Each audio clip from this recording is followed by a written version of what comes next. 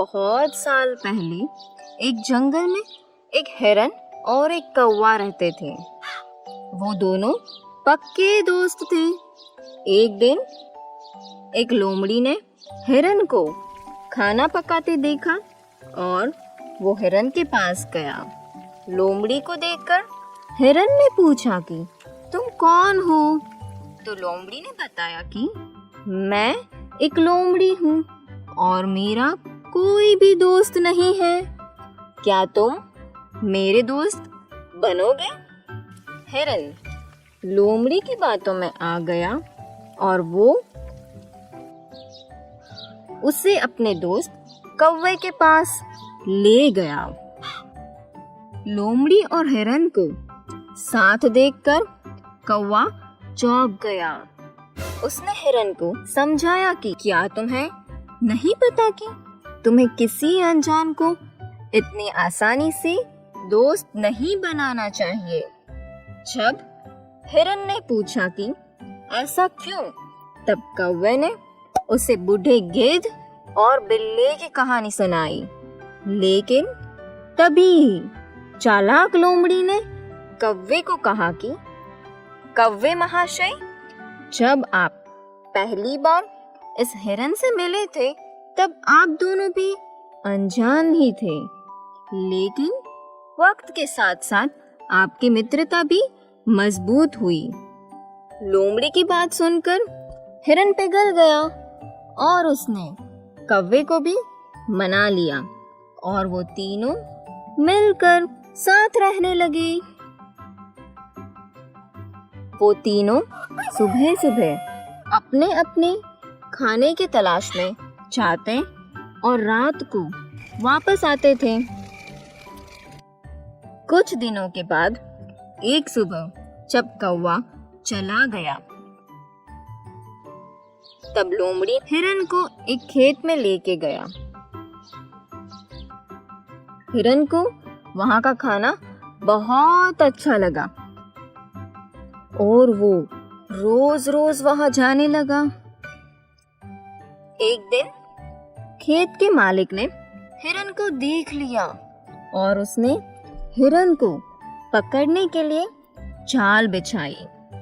लोमड़ी सोच रहा था कि जब किसान हिरन को मार देगा तब वो उसे खा जाएगा। हिरन जाल में फंस गया, लेकिन अपने दोस्त लोमड़ी को देखकर उसने राहत की सांस ली।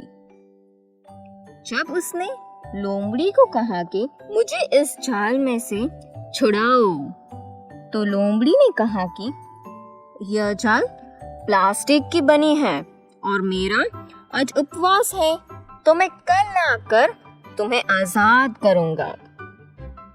शाम को जब कौवा घर आया तो उसने हिरन को नहीं देखकर उसे चिंता हुई। वो हिरन को ढूंढने निकला और आखिर उसने खेत में जाल में फंसे हिरन को देखा। हिरन ने बताया कि यह उस लोमड़ी की ही चाल थी, मुझे तुम्हारी सलाह माननी चाहिए थी। वो कहीं आसपास बैठकर मेरे मरने का इंतजार कर रहा होगा ताकि मेरा मांस खा सके। तुम जल्दी से यहाँ से चले जाओ, वरना तुम्हें भी खतरा हो सकता है।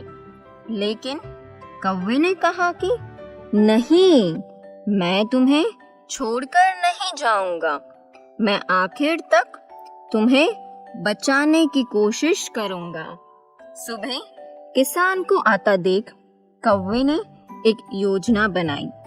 उसने हिरन से कहा कि अपनी सांस एकदम धीमी कर लो, पेट बाहर निकालकर उल्टी लेट जाओ और मरे हुए का ढोंग करो।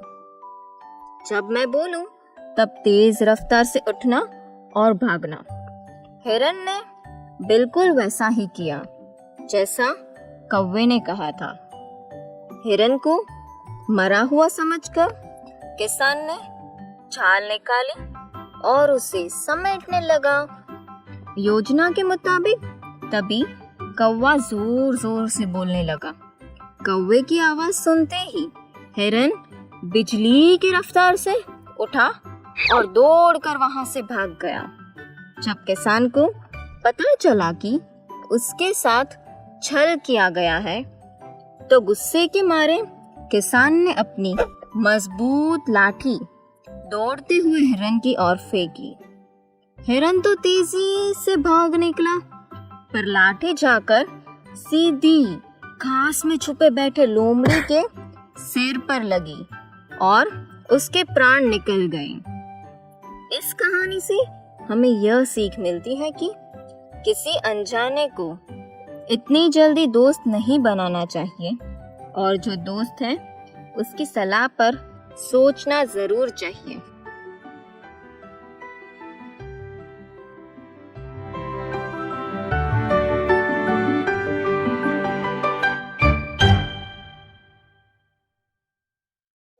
एक दिन जंगल में खाने की तलाश में भटक रहे महाचतुर नाम के लोमड़ी ने एक मरे हुए हाथी को देखा।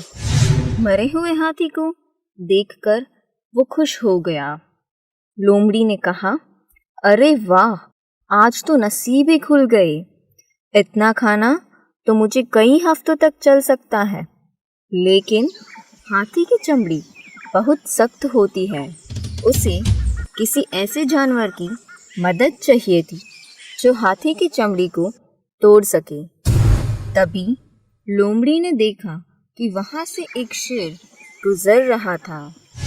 लोमड़ी ने सोचा कि अगर वो इस हाथी को शेर के सामने पेश करे तो शायद शेर उसकी मदद करेगा। लोमड़ी का इरादा था कि अगर शेर इस हाथी को चीर फाड़ करे तो वो खुद ही हाथी का मांस खा सकता है। ऐसा सोचकर लोमड़ी शेर के सामने गया। लोमड़ी ने कहा, महाराज, आपका सेवक इस मरे हुए हाथी को आपके भोजन के लिए आपकी सेवा में लाया है। लोमड़ी की बात सुनते ही शेर गुस्सा हो गया। शेर ने कहा कि क्या तुम्हें पता नहीं है कि मैं सिर्फ वो ही खाता हूँ जिसका शिकार मैं खुद करता हूँ। तुम एक अच्छे सेवक हो, इसलिए मैं यह हाथी तुम्हें भेंट दे रहा हूँ। इसे तुम खाओ। लोमड़ी की योजना काम नहीं आई। वो सोच रहा था कि बिना किसी की मदद के उसे हाथी का मांस नहीं मिल सकता। वो सोच रहा था कि नम्र होकर और शेर को विनती करके भी वो अपना काम नहीं करवा पाया। तभी उसने देखा कि एक बाघ उस तरफ आ रहा था। लोमड़ी को लगा कि अगर बाघ इस हाथी को खा गया तो उसे कुछ भी नहीं मिलेगा। बाघ को देखकर महाचतुर लोमड़ी ने दिमाग में एक योजना बनाई। वो बाघ के सामने गया। लोमड़ी ने कहा, चाचा, आपको इस तरफ नहीं आना चाहिए। यह आपके लिए खतरनाक हो सकता है। जिस शेर ने इस हाथी को मारा है वो नहाने गया है और तब तक मुझे इस हाथी की चौकीदारी करने को कहा है। वो शेर बाघों से बहुत नफरत करता है क्योंकि एक दिन ऐसे ही उसके शिकार को एक बाघ ने खा लिया था, तो शेर ने उस बाघ को मार डाला। लोमड़ी की बात सुनकर बाघ डर गया। बाघ ने कहा, मुझे चेतावनी देने के लिए धन्यवाद। मैं यहाँ से जा रहा हूँ बेटे, पर तुम शेर को मत बताना कि मैं यहाँ आया था। इतना कहकर बाघ वहाँ से धूम दबाकर भाग गया। लोमड़ी सोच रहा था कि आखिर वो क्या करे ताकि उसे हाथी का मांस मिले। तभी उसने एक तेंदुए को उसकी ओर आते हुए देखा। लोमड़ी ने सोचा कि वो तेंदुए का इस्तेमाल कर सकता है। तेंदुए के दांत मजबूत होते हैं और वो हाथी की चमड़ी को तोड़ सकते हैं। लोमड़ी तेंदुए के पास गया। लोमड़ी ने कहा, मुझे लगता है कि तुम बहुत भूखे हो। तेंदुआ ने कहा, हाँ, मैं भूखा हूँ और मैं देख सकता हूँ कि यहाँ एक मरा हुआ हाथी है, तो मैं उसे खाने आया हूँ। लोमड़ी ने कहा, वैसे तो इसका शिकार एक शेर ने किया है और उसने मुझे इस हाथी की चौकीदारी करने को कहा है, लेकिन अगर तुम जल्दी कर सको तो मैं तुम्हें थोड़ा खाने दूंगा। लेकिन शेर वापस आए उससे पहले तुम्हें खा लेना होगा। तेंदुए ने कहा, अरे नहीं, अगर ये शेर का शिकार है तो मैं उसे नहीं खा सकता। मैं खुद शेर का शिकार बनना नहीं चाहता। लोमड़ी ने कहा, डरो मत, तुम खा सकते हो। मैं शेर के आने का ध्यान रखूंगा। अगर मुझे शेर आता दिखेगा तो मैं तुम्हें इशारा करूंगा, तुम भाग जाना। तेंदुए को ज्यादा मनाने की जरूरत ना पड़ी। वो हाथी की चमड़ी तोड़ने लगा और लोमड़ी थोड़ा दूर जाकर शेर के आने का ध्यान रखने का नाटक करने लगा। जैसे ही तेंदुए ने हाथी की चमड़ी चीर दी, लोमड़ी ने कहा, जल्दी भागो, शेर आ रहा है। शेर का नाम सुनते ही तेंदुए ने पीछे मुड़कर भी नहीं देखा और अपनी जान बचाकर भागा। लोमड़ी बहुत खुश हुआ कि उसका काम बन गया। अब तो वो आराम से हाथी का मांस खा सकता है। वो खाने जा ही रहा था, तभी एक दूसरा लोमड़ी वहां आ गया। महाचतुर लोमड़ी ने सोचा कि यह तो मेरे बराबरी का है, ऐसे तो मैं लड़ाई में हरा दूंगा। महाचतुर लोमड़ी ने आने वाले दूसरे लोमड़ी पर अपने नकुले पंचों से हमला किया और उस बिन बुलाए मेहमान को भगा दिया और फिर आराम से उसने हफ्तों तक हाथी का मांस खाया। दोस्तों, इस कहानी से हमें यह सीख मिलती है कि अपने बरोबरी की ताकत का लड़कर मुकाबला किया जा सकता है, लेकिन अपने से ज्यादा ताकतवर को हराने के लिए स्फूर्तिला दिमाग होना जरूरी है। शक्तिशाली भी स्फूर्तिले दिमाग के आगे टिक नहीं सकता। एक बड़े तालाब के किनारे किसी पेड़ पर एक बाज रहता था। उस तालाब के सामने के किनारे पर एक मादा बाज रहने आई। तो बाज उसके पास गया और उसके सामने शादी करके परिवार बनाने का प्रस्ताव रखा। तभी मादा बाज ने उससे कहा कि अगर परिवार बनाना है तो पहले ऐसे दोस्त बनाओ जो मुसीबत के वक्त में काम आए। बाज ने कहा कि वैसे तो मुझे दोस्तों की जरूरत नहीं है, लेकिन अगर शादी के लिए तुम्हारी यही शर्त है तो मैं जरूर पूरी करूंगा। बोलो, मैं किसको अपना दोस्त बनाऊं? मादा बाज ने कहा कि पड़ोसियों से शुरुआत करो। एक कछुए, एक शेर और एक मछली मार पंछी को अपना दोस्त बनाओ।